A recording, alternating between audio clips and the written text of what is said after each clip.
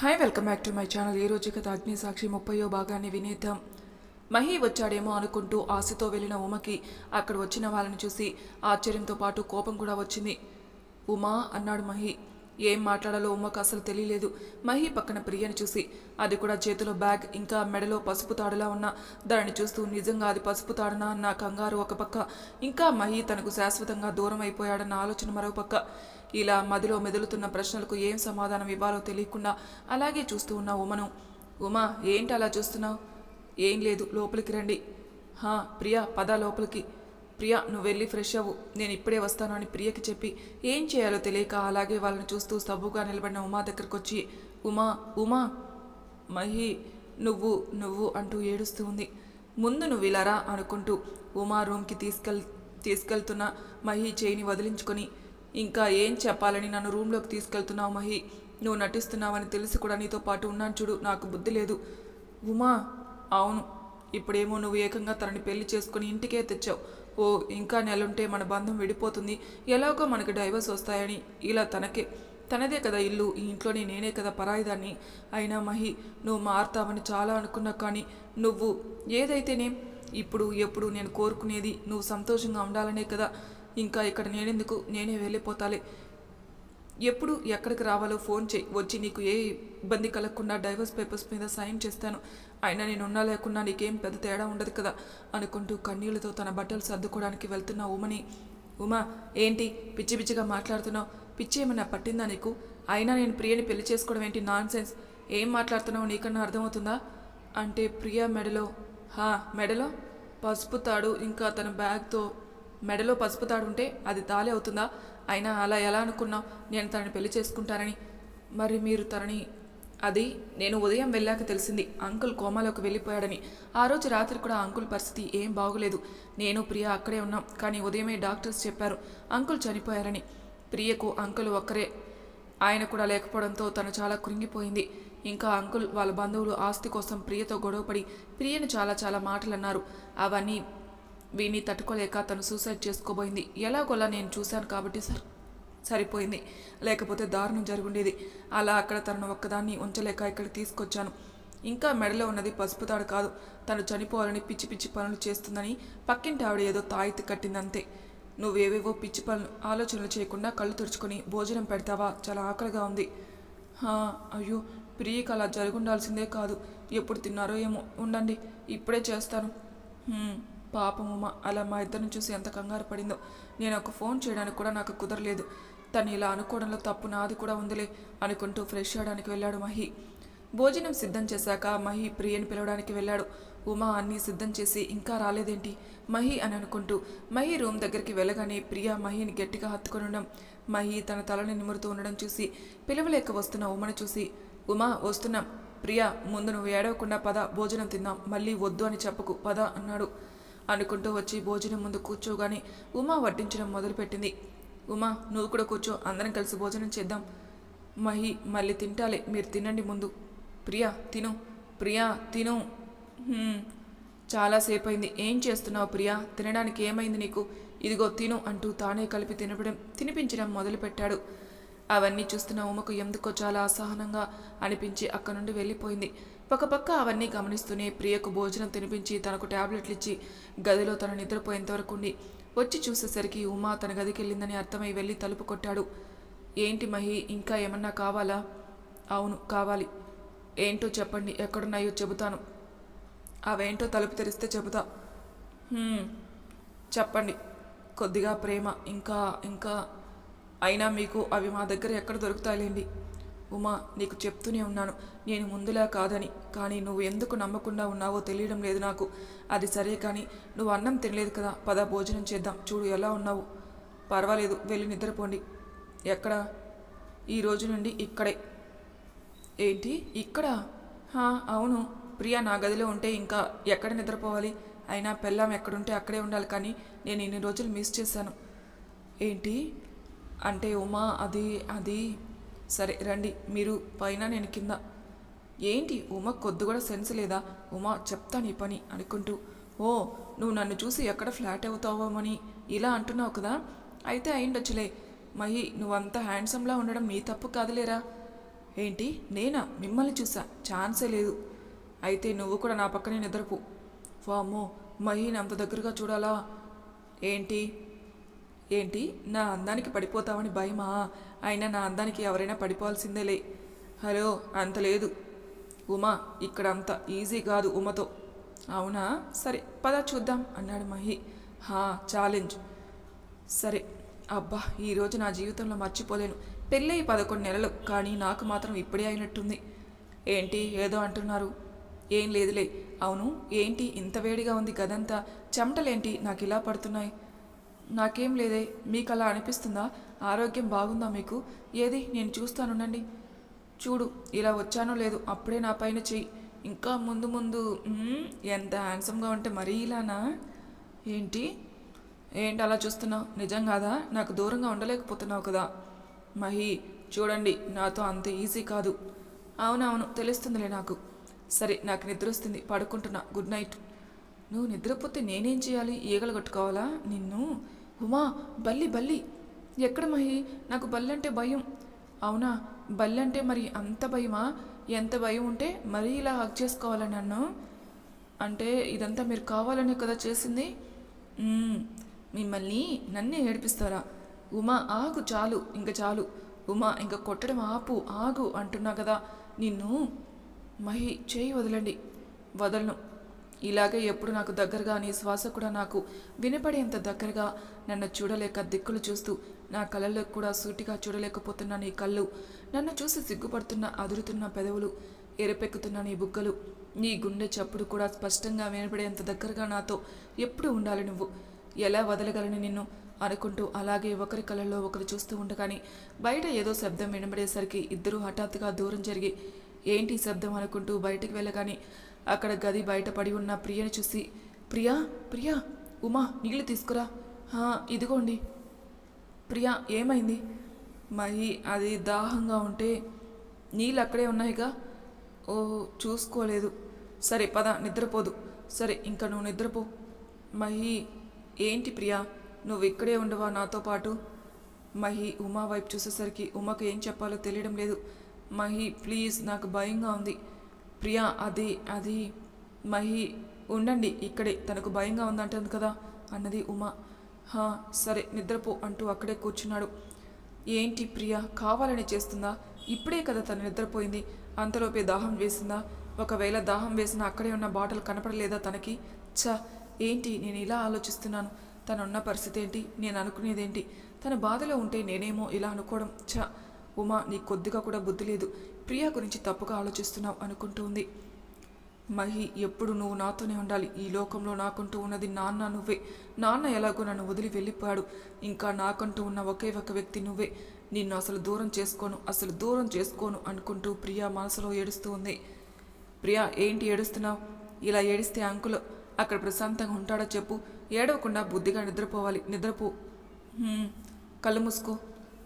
ఉమా ఏమనుకుంటుందో ఏమో. మా మధ్య దూరం తగ్గుతుందనుకుంటే దూరం లాగే ఉంది. మేం మాత్రం దగ్గర అవ్వలేకపోతున్నాం. అయినా ఉమా నాకెందుకు దగ్గర కాలేకపోతుంది? నాతో బాగానే ఉంటుంది. కానీ మహి, నువ్వు నటిస్తున్నావని తెలిసి నీతో ఉన్నా చూడు, నాకు బుద్ధి లేదు. అవును, ఉమా ఎందుకు అలా అన్నది? నేను నటించడం ఏంటి? అసలు తను నా గురించి ఎందుకు అలా అనుకుంటుంది? ఎలా తెలుసుకోవడం? సౌమ్య తనకి చెప్పుంటుందా? ముందు తెలుసుకోవాలి సౌమ్యకి చెప్పిందా లేదా అని. తనకి చెప్పుంటే అదేంటో తెలుసుకుని మా మధ్య దూరాన్ని తగ్గించుకోవాలి అని అనుకుంటూ మహి కూడా నిద్రపోయాడు. ఉమా, టిఫిన్. ఇదిగోండి పెడుతున్నాను. మరి నువ్వు? నేను తర్వాత తింటా, మీరు తినండి. అవునులే, నువ్వు మాతో ఎందుకు తింటావు కానీ. అయ్యో, ఏంటి ఇంత కారంగా ఉంది? నా మీదున్న కోపం ఇక్కడ చూపించావా ఏంటి? అయ్యో, అలాంటిదేం లేదే. అంటే అబద్ధం చెప్తున్నాను అంటున్నావా? కావాలంటే తిని చూడు. బాగానే ఉంది కదా. నేను కలిపింది తిను, అప్పుడు తెలుస్తుంది నీకు. పెట్టండి. బాగానే ఉంది కదా. అవునా? ఎలాగో తిన్నావు కదా, రా ఇద్దరం కూర్చుందాం. నువ్వు లేదు, నేను లేను. ముందు కూర్చో, రా ఇక్కడ కూర్చో. ఏంటి మహి మీరు? అను. ఉమా, నోరు తెరువు ముందు. అది అలా బుద్ధిగా తినాలి. మరి ఉమా, నాకు ఏంటి చిన్నపిల్లల్లా? ఉండండి, నేను మీకు తినిపిస్తాను. మహి, ఇదిగోండి. మహి, ప్రియా తన నిద్ర లేచిందేమో, నన్ను పిలుస్తున్నట్టుంది. ఉమా ఇప్పుడే వస్తా ఉండు. ఏంటి మహి, తను పిలవగానే ఇలా వెళ్ళాడు. మహి నాకు దగ్గరగా ఉన్నాడని సంతోషించేలోపే చాలా దూరం వెళ్ళినట్టు అనిపిస్తుంది నాకు. దేవుడా, ఏది ఏమైనా మహిని మాత్రం నా నుండి దూరం మాత్రం చేయకు. తను లేకుండా నేను ఉండలేను. ఏంటి ప్రియా, నిద్ర లేచావా? నువ్వు లేకపోయేసరికి భయం వేసింది, అందుకే పిలిచాను. అవునా, సరే వెళ్ళి స్నానం చేసి రాపో, టిఫిన్ చేద్దు. మహి, నేను ఇక్కడ ఉండడం ఉమకి పర్లేదు, నేను హాస్టల్కి వెళ్తాను. కావ్య ఎలాగో 1 మంత్లో వచ్చేస్తుంది. ఉమా ఏమీ అనుకోదు, నువ్వు అవన్నీ పట్టించుకోకుండా రిలాక్స్ కావు. మహి, ఏంటో నువ్వు ఉమాపై చూపించే ప్రేమను అసలు తట్టుకోలేకపోతున్నాను. నువ్వు ఎప్పుడు నాతోనే ఉండాలి. దేవుడా, నాన్నని దూరం చేసావు, మహిని మాత్రం దూరం చేయకు ప్లీజ్ అని అనుకుంటుంది ప్రియా. ఉమా ఎక్కడికి వెళ్ళింది? ఉమా ఉమా ఉమా ఇక్కడేం చేస్తున్నావు? అది ఏం లేదు, ఏదో పని చేసుకుంటున్నావు. ఏంటి అలా కనిపిస్తున్నావు? నేనా? అలా ఏం లేదండి. నాకు తెలుసు నువ్వు జలస్గా ఉన్నావు, ప్రేమ లేదంటావు కానీ ఇలా ఉంటావు. ఉమా, గుడికి వెళ్దామా? ఏంటి ఇప్పుడా? ఇప్పుడే అనుకున్నాం కదా, బయట గుడికి వెళ్ళి అలా తిరిగొద్దాం. మళ్ళీ ఇలాంటి క్షణాలు మనకు రాకపోవచ్చు. ఏంటి మహి, ఏమన్నారు? అదే ఉమా, సమయం ఎవరి కోసం ఆగదు కదా, అలా అన్నాను. అలా 2 వారాల తర్వాత మహి, మీతో ఒకటి చెప్పచ్చా? ఏంటి ఉమాది? అంటే ప్రియా వచ్చి 2 వారాల దాకా అయింది కదా. అవును. అంటే తను ఇంకా ఇక్కడే ఉంటే అంటే మనకి ఇబ్బంది అని కాదు. ఒకవేళ అత్తయ్య వాళ్ళు లేక అమ్మ వాళ్ళు వస్తే మనం వాళ్ళకి ఎలా సమాధానం చెప్పాలి? అసలు ఏమని చెబుతాం? పైగా అత్తయ్య ప్రియని చూశారు కదా. అవునా, కానీ ఇప్పుడు ఎవరు రారు కదా. అంటే మహి, అది రాఖీ వస్తానంటున్నాడు. వాడు అసలు రాలేదు కదా ఇక్కడికి, అందుకే సౌమ్య రాఖీ రావాలి అనుకుంటున్నారు. అవునా, నేను కూడా ప్రియా విషయం ఇంకా జాబ్లో పడి సౌమ్యని అడగాలనుకున్నదే అడగలేకపోయాను. అసలు ఆ రోజు ఉమా ఎందుకు అలా అన్నదని. ఇంకా ప్రియా గురించి ముందే కావ్యతో మాట్లాడాను కాబట్టి ఈరోజు రేపో కావ్య వస్తే వెళ్ళిపోతుందిలే అనుకుంటూ ఉన్నాడు. ఏంటి మహి, నీ ఆలోచన? అంటే నేను కావాలని చెప్తున్నాను అనుకుంటున్నావా? అదేం లేదు, ప్రియా ఫ్రెండ్ కావ్యతో మాట్లాడా, తను వస్తుంది. పైగా ప్రియా కూడా నార్మల్ అయిపోయినట్టుంది కాబట్టి ఇంకేం ఇబ్బంది ఉండదులే. అవును, రాఖీ వాళ్ళు ఎప్పుడు వస్తారంట? ఏమో చెప్తా అన్నాడు. అమ్మయ్య, ప్రియా ఇక్కడి నుండి వెళ్ళిపోతుంది. తను ఇక్కడికి బాధలో వచ్చింది, కానీ తను మాత్రం మహిని ప్రతిసారి నాకు దూరం చేయాలని చూస్తూ మహిని నా నుండి వేరు చేస్తుంది. ఇంకా ఆ రోజు ఫోన్లో అనుకుంటూ ఫ్లాష్ బ్యాక్లోకి వెళ్ళింది. అయ్యో, మహి ఆఫీస్కి వెళ్ళిపోయాడు కదా, మరి ప్రియా టిఫిన్ నేనే వెళ్ళి పిలుచుకొని వస్తా. ఏం చేస్తుంది తను ఇక్కడుంది? గదిలో మాటలు వినిపిస్తున్నాయి. మహి ఆఫీస్కి వెళ్ళాడు. బహుశా ఫోన్లో ఎవరితోనైనా మాట్లాడుతుందేమో. ఇప్పుడు తనని పిలవాలా వద్దా? డిస్టర్బ్ చేయడం ఎందుకు, మళ్ళీ పిలుస్తాలే అనుకుంటూ వెళ్తున్న ఉమకు ఒక్కసారిగా ప్రియా మాటలు వినపడగానే అక్కడే ఆగిపోయింది. ఏంటి, నేనా? మహీనా? ఏంటి? ఎట్టి పరిస్థితుల్లోనూ అయినా మహిని మాత్రం వదులుకోవాల్సి వస్తే నేను నా ప్రాణాన్ని అయినా వదులుకుంటా, కానీ మహిని కాదు. మహి నా ప్రాణం, తనని నా నుండి అసలు దూరం కానివ్వను. అలాగని మరొకరికి కూడా దగ్గర కూడా కానివ్వను. అయినా మహిని నా నుండి ఎవరు లాక్కుంటారు? అసలు అలా జరగదు. నేను ఇప్పుడు మహి ఇంట్లోనే ఉన్నా అంటే ఇది నా ఇల్లే, కానీ ఇది కాదు. మహి నా కోసమని ఒక ఇల్లు కొన్నాడు. నాకు మాత్రం చెప్పలేదు. అది సర్ప్రైజ్, కానీ నాకు ముందే తెలిసిపోయింది. అవును, నీకు ఒక విషయం తెలుసా? మహి ఎక్కడ తరని అదే ఆ ఉమని ఆ ఇంట్లో ఉంచాల్సి వస్తుందేమో అని ఇక్కడ రెంట్కి పెట్టాడు. అక్కడే అర్థం కాలేదా మహికి నేనంటే ఎంత ఇష్టమో? ఆ ఇష్టాన్ని, ప్రేమను అస్సలు వదులుకోలేను. ఇంకా ఆ ఉమ అంటావా? ఎలాగోలా మహిని నా దారి తెచ్చుకుంటా. అప్పుడు తనను దూరం చేయడం పెద్ద విషయమే కాదు కదా. అయినా నేను ఇక్కడే ఉంటా కాబట్టి మహిని నా దారిలోకి తెచ్చుకోవడం పెద్ద కష్టం కాదులే. 4 సంవత్సరాలు తనతో ఉన్నా నాకు తెలీదా మహిని ఎలా మార్చాలో? సరేనే, నేను మళ్ళీ మాట్లాడతా. ఒకవేళ ఆ ఉమా వింటే అంతే సంగతులు. ఉంటా, బాయ్. అలా ఆ రోజు జరిగింది మొత్తం విన్నది. ఆ రోజు ఫోన్లో అలా మాట్లాడింది. అప్పటి నుండి తెలియని భయం నాలో మొదలైంది. అసలు మనశ్శాంతిగా ఉండనివ్వడం లేదు. ఆలోచిస్తుంటే అందుకే తనని పంపించడమే సరైన పని అని ఎలాగోలా మహి ఒప్పుకున్నాడు. అది చాలు అనుకుంటూ ఉంది. మహి, మీకు పాలు అక్కడ పెట్టు ఉమా. ఉమా, ఏంటి మహి? అంటే నీకు ఎలాంటి వాళ్ళు నచ్చరు? అంటే బేసిక్గా కొంతమందికి ఇలా ఉంటే నచ్చుతారు, ఇలా ఉంటే నచ్చరు అంటారు కదా, అలా నీకు? మహి, నాకు ఎలా ఉన్నా నచ్చుతారు, కానీ మోసం చేయాలని చూస్తే మాత్రం తట్టుకోలేను నేను. అది ఎవరైనా సరే ఒక్కసారి మోసం చేస్తారని తెలిస్తే మళ్ళీ నేను వాళ్ళతో మాట్లాడను. ఇంకా చెప్పాలంటే వాళ్ళని చూడడానికి కూడా ఇష్టపడను. అంటే ఉమకు మోసం చేశారని తెలిస్తే నచ్చదు. బాగా అర్థమైంది నాకు. మహి ఉమని మోసం చేశాడని తెలిస్తే ఆ మరుక్షణం తను మహితో కలిసి ఉండదు. కానీ ఎలా ఏం చేయాలో అర్థం కాలేదు నాకు అని అనుకుంటోంది ప్రియ. ఆ మరుసటి రోజు ఉదయం కావ్య మహి ఇంటికొచ్చింది. కావ్య ఎలాగో నువ్వు ఒంటరిగానే కదా ఉండాల్సింది, ప్రియా కూడా ఇప్పుడు బాగుంది, అందుకే నిన్ను రమ్మని పిలిచాను అన్నాడు మహి. మహి చూడు ప్రియా, నువ్వు ఏం నాకు భారం కాదు, కానీ చూసే వాళ్ళకి ఇంకా నీ జీవితానికి కూడా నువ్వు ఇక్కడ ఉండడం అంత మంచిది కాదు, అందుకే కావ్యని రమ్మన్నాను. నువ్వు చెప్పావుగా, నేను అర్థం చేసుకుంటానులే. ఉమా నేనేమన్నా ఇబ్బంది పెట్టుంటే సారీ. అయ్యో అదేం లేదు. కావ్య 10 minutes బ్యాగ్ ప్యాక్ చేసుకుని వస్తా. కావ్య నీకు పరిచయం లేదు కదా, తను నా భార్య ఉమా, మిసెస్ ఉమా మహేశ్వర్. నమస్కారం అండి. నమస్తే అండి. ఉమా నీకు తెలుసా, కావ్య ప్రియకి చిన్ననాటి ఫ్రెండ్, మధ్యలో ఇద్దరికి గొడవలు కానీ ఇప్పుడు కలిసిపోయారు. నీకు తెలుసా కావ్య చాలా ఇంటెలిజెంట్, మా కాలేజీలో తను ఏదైనా ప్లాన్ చేస్తే అది 100% సక్సెస్ అవుతుంది. ఓ మహి ఇంక చాలే ఆపు. అవును మహి ఏంటి ఇల్లు చాలా దూరం తీసుకున్నావు, ఎందుకు? చూసే వాళ్ళకి ఎలా ఉందో తెలుసా, నువ్వు ఏదో రివెంజ్ కోసం తీసుకున్నట్టు అనిపిస్తుంది. ఉమా మహి ఇద్దరు ఆశ్చర్యంగా చూస్తూ ఉంటారు. అంటే అది మీకు కొత్తగా పెళ్ళై తను ఇక్కడికి వస్తుంది కదా, తను కొత్త కాబట్టి చుట్టుపక్కల మంచి వాళ్ళు ఇంకా ఇరుగు పొరుగు బాగుండాలనుకుంటారు, కానీ ఇక్కడ చూస్తే అంతా రివర్స్గా కదా, అందుకే అలా అన్నానులే. అవునా అదేం లేదు, అప్పట్లో ఇల్లు దొరకడం కష్టం అందుకే. ఓ సరే ప్రియా వెళ్దామా. మహి బాయ్. ఉమా బాయ్. ఈ కావ్య చాలా తెలివైనలాగా ఉందే, అసలు ఏం చెప్పకముందే ఆయన ఇల్లు ఎందుకు తీసుకుని చెప్పేసింది, చాలా జాగ్రత్తగా ఉండాలి. ఎలాగోలా ప్రియా వెళ్ళింది, అది జాలే అనుకుంటోంది ఉమా. కావ్య ప్రియలు ఇద్దరు రూమ్కి చేరుకున్నారు. ఏంటే నువ్వు మహికి పెళ్ళైందని చెప్పలేదు, మహి ఫోన్ చేసి చెప్పేదాకా తెలియదు నాకు అన్నది కావ్య. కావ్య అది ఎందుకు చెప్పాలి, నా జీవితాన్ని నాశనం అయ్యే సంఘటనలు మళ్ళీ నా నోటితో ఎలా చెప్పాలి, ఎలా చెప్పగలను? అంటే నీకు మహి ఇష్టం, కానీ మహిని చూస్తే తనకు భార్య అంటే ఇష్టం ఉంది అనిపిస్తుందే. భార్య తనక? ప్లీజ్ వినలేను. నువ్వు వినకపోతే అదే అబద్ధం అయిపోదు కదా. అవును కానీ కావ్య మహి నాకు కావాలి, తన లేకుంటే నేను చచ్చిపోతానే. ప్లీజ్ కావ్య నువ్వు అన్నా నన్ను అర్థం చేసుకోవే ప్లీజ్. కానీ ఎలాగోలా ఉమా నుండి మహిని దూరం చేయాలి, అది నువ్వే చేయగలవు ప్లీజ్. కానీ ప్రియా ఉమా గురించి నాకు బాగా తెలుసు, తనకు మోసం చేయడం నచ్చదు, మోసం చేశారని తెలిస్తే వాళ్ళ ముఖం కూడా చూడదు, తన చిన్నప్పటి నుండి అంతే అంట, తన గురించి నిన్నే తెలుసుకున్నాను, కానీ అది బయట వాళ్ళకు. మహి తన భర్త కదా. కావ్య ప్లీజే. ప్రియా వాళ్ళని విడదీయాలంటే చాలా పక్కగా ప్లాన్ వేయాలి, ఎవరికి అనుమానం రాకూడదు, ఇంకా ముఖ్యంగా మహికి అనుమానం రాకుండా ప్లాన్ చేయాలి. అందుకోసం నువ్వు వాళ్ళ పెళ్ళి అయినప్పటి నుండి అన్ని విషయంలో మర్చిపోకుండా చెప్పాలి, అప్పుడే ప్లాన్లో ఎలా చేయాలో తెలుస్తుంది. చెప్తా వాళ్ళ మధ్య జరిగినవన్నీ అంటూ ప్రియా కావ్యకి అంతా జరిగిందంతా చెబుతూ ఉంటుంది. అలా 3 సంవత్సరాల తర్వాత ఉమా ఉమా లే, నేను పెళ్ళికి వెళ్ళాలి, త్వరగా లేచి రెడీ లే. నువ్వు లేవా?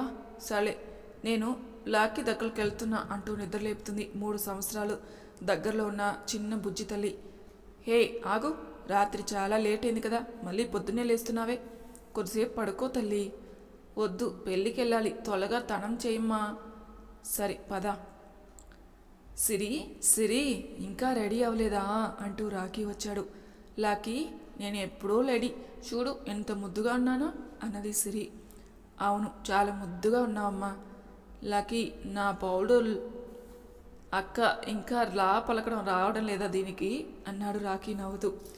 అక్క నువ్వు రావచ్చు కదా పెళ్ళికి అంటే, రాఖీ అది కొద్దిగా తలనొప్పిగా ఉంది అందుకే, లేకుంటే వచ్చేదాన్ని. సరే టైం అవుతుంది, తొందరగా వెళ్ళండి, జాగ్రత్త. అమ్మ నాన్నను వచ్చేటప్పుడు అడుగు, నీతో పాటే వస్తారేమో. శామ్ ఇంకా ఎంతసేపు?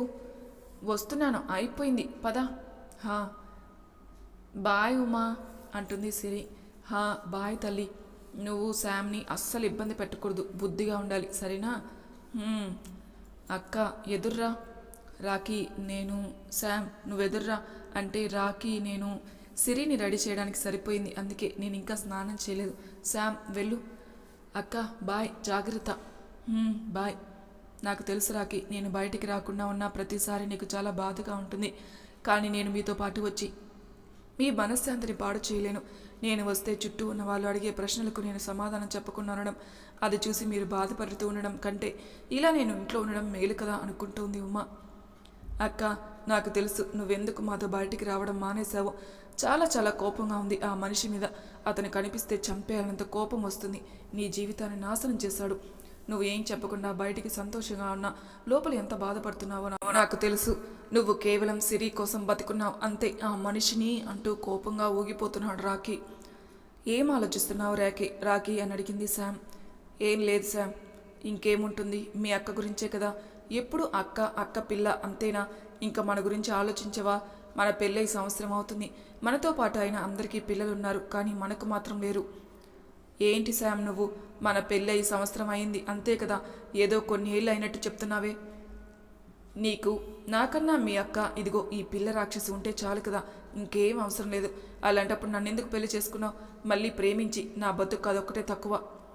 శామ్ అంటూ గట్టిగా అరుకు సిరి నిద్రలేస్తుంది.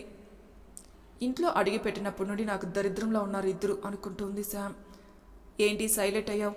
అమ్మో, అలా అంటే కారులో నుండి అయినా తోసేస్తాడు. రాకీ సంగతి నాకు బాగా తెలుసు. వాళ్ళ అక్కనంటే అస్సలు ఒప్పుకోడు. ఎలాగోలా రాకీని మార్చి అమ్మా నాన్నల దగ్గరికి తీసుకెళ్ళాలి అనుకుంటుంది. శామ్ దిగు. అదిగో అక్క వాళ్ళు అక్కడున్నారు, వెళ్ళు. ఎలా ఉన్నారు? బాగున్నావు శామ్, నువ్వెలా ఉన్నావు? ఇంకా ఉమా? బాగుంది అంటుంది శామ్. సిరి సమా ఏయ్ అల్లరి, నువ్వు వచ్చేసావా అన్నది సౌమ్య. వచ్చా. ఎంత అందంగా ఉన్నావు నా బంగారు తల్లికి. నా దిష్టి తగులుతుందేమో. అమ్మ ఎలా ఉంది? బాగుంది, అమ్మకి తలనొప్పి ఎంట. ఓ, సౌమ్య అక్క సంతోష్ బావ ఎలా ఉన్నారు అని అడిగాడు రాకీ. బాగున్నాం, నువ్వెలా ఉన్నావు రాకీ? కొద్దిగా లావు కూడా అయ్యావు, ఎంతైనా కొత్త అల్లుడు కదా అన్నారు సంతోష్ సౌమ్య. రాకీ నవ్వుతున్నాడు. రాకీ ఉమా అక్క గురించి మీకు తెలుసు కదా, మళ్ళీ నేను కొత్తగా ఏం చెప్పాలి? ఇలానే ఉంటే ఎలా? కొందరు జీవితాలు ఆనందంగా గడుపుతుంటే ఉమా మాత్రం ఇంకా అలానే ఉందా? మోసం చేసేవాళ్ళు బాగానే ఉంటారు, మనమే బాధపడుతూ ఉండాలి. ఏంటి సంతోష్, మీరు కూడా? అసలు మహి అన్నయ్య సౌమ్య, ఇంకొకసారి వాడి పేరు నీ నోటి నుంచి వస్తే ఏం చేస్తానో నాకే తెలియదు. వాడు చేసిన దానికే కదా ఉమా ఇంకా మనం ఎప్పటి నుండో ఉంటున్న ఊరిని వదిలి దూరంగా ఎవరికీ తెలియని ప్లేస్కి వచ్చి బ్రతుకుతున్నాం. వాడి ముఖం చూడడానికి కూడా ఇష్టం లేదు కాబట్టే ఎక్కడ వాడు కనపడతాడో అని ఉమా ఆ ఊరికి దూరంగా వచ్చి ఇక్కడ ఇలా ఇంట్లో ఉండి బయటికి వెళ్లకుండా తనలను తాను బాధపడుతూ 4 గోడల మధ్య ఏడుస్తూ ఇలా కాలాన్ని గడుపుతుంది. సరే పదండి లోపలికి వెళ్దాం. సిరి చూడండి ఎండలో ఉంది. సరే పదండి అని అందరూ లోపలికి వెళ్తారు. మరి తర్వాయి భాగంలో ఏం జరుగుతుందో నెక్స్ట్ ఎపిసోడ్లో తెలుసుకుందాం. అంతవరకు నా ఛానల్ సబ్స్క్రైబ్ చేయని వాళ్ళు ప్లీజ్ సబ్స్క్రైబ్ చేసుకొని లైక్ చేసి షేర్ చేయండి. మీ అభిప్రాయాలు నాకు కామెంట్ రూపంలో తెలియజేయండి. Thank you for listening.